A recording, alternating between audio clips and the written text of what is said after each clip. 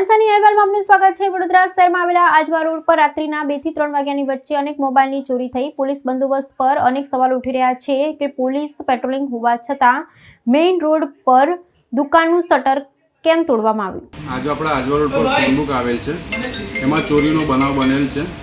રાત્રે 2:50 થી લઈને 3:15 ગાળામાં ચોરી થયેલ છે। કેટલા મોબાઈલની ચોરી થઈ છે? ફોન 50 ઉપર છે। કયા કંપની? એમાં આઈફોન છે, સેમસંગ છે, વિવો છે, ઓપ્પો છે।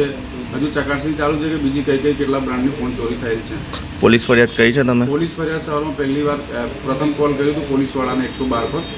એમનામાંથી એક ડિસ્ટાફનો માણસ આવ્યો ને ખાલી પૂછીને જતા રહ્યા કે તમે આવીને એફઆઈઆર લખાવી દો બાપત પોલીસ સ્ટેશનમાં। કુલ કેટલા મુદ્દા માલ હતો?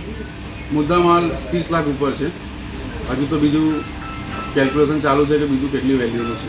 કઈ દુકાન આવી છે તમારી? અમારી દુકાન આજવા રોડ પર ફોન બુક આવેલ છે, એમાંથી આ બનાવ બનેલ છે। આપનું નામ? મારું નામ મંકેશ રાજપૂત છે।